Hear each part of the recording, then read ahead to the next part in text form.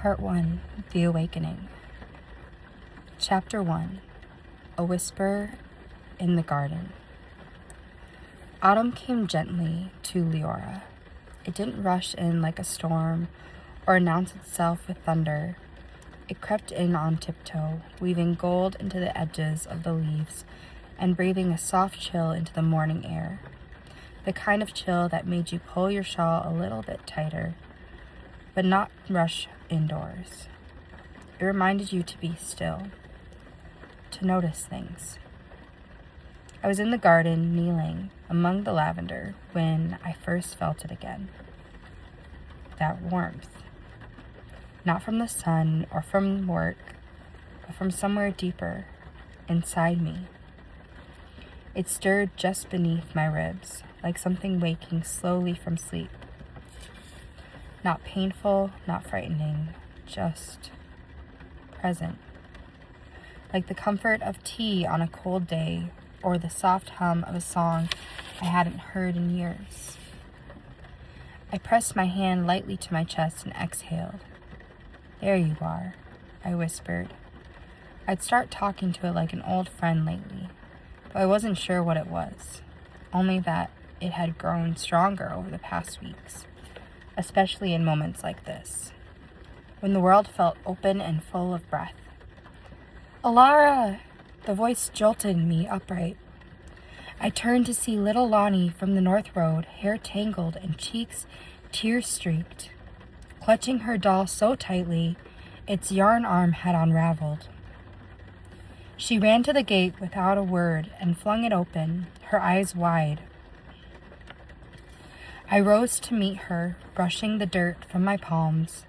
"Lonnie, what's wrong?" She opened her mouth, but no sound came. Instead, she buried her face in my skirt and shook like a leaf in the wind. I crouched slowly, bringing us eye to eye. Her tiny fingers clutched the doll tighter now. "There now," I said gently, resting my hand on her back. "You're safe. I've got you." Her breath hitched. "My papa, he went into the woods, and the shadows, they were moving, and I heard something." She stammered, words tumbling out like the spill of marbles. "And I thought maybe the monsters took him, like in the stories." She looked up, eyes round and terrified. I felt it again, that warmth. Stronger now, pulsing beneath my hand where it rested on her back. It wasn't fire, it wasn't heat, it was something else entirely. Like light, gentle and golden, radiating not out of me, but into the space between us. I didn't say anything about it, I just wrapped my arms around her. "Your papa wouldn't go far," I said softly. "He probably chased a rabbit and lost track of the path. You know how he is." Lonnie sniffled. "He's always says rabbits are tricksters." "He's not wrong," I smiled. "But he also knows how to find his way home. And until he does, would you like to stay here with me? I have warm bread and a doll that could use some company." She nodded slowly. Her trembling began to ease, and though I didn't say it out loud, I knew in that moment something inside me had reached her. Not through words, not through anything I could explain. Just a presence, a warmth. And for the first time, I wasn't afraid of it. Lonnie sat curled on the window bench now, clutching a cup of chamomile tea in both her hands, her doll beside her with a makeshift sling I fashioned from scrap linen. Her eyelids fluttered heavier with each breath. The sun had begun its slow descent beyond the hills, casting golden light across the floorboards. I watched her from across the room, my own tea long forgotten in my hands. That feeling, that warmth, it hadn't faded yet. It pulsed quietly like a second heartbeat, a tether between us. Not just between me and Lonnie, but between me and something I couldn't name. I wasn't unused two strange things. Some would say I had a gift for herbs, for healing.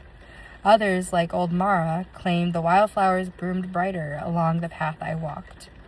I used to laugh it off, brushing it away like pollen on my apron. But lately, I wasn't so sure. I could still feel it now, resting just behind my ribs.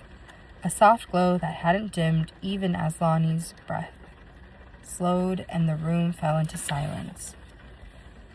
What was it?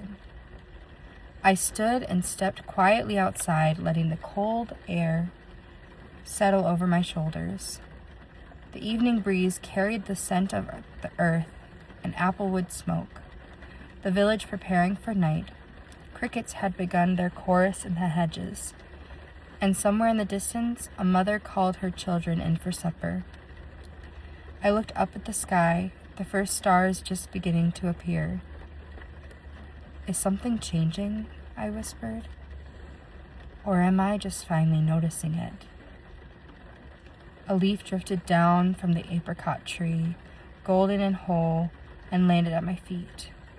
Inside, Lonnie stirred and murmured in her sleep, and the warmth within me flared gently in response, like it was listening, like it was answering. I didn't know what it meant. I didn't know if I was imagining it, or if something ancient had taken root inside me, finally beginning to bloom. But I knew one thing for certain.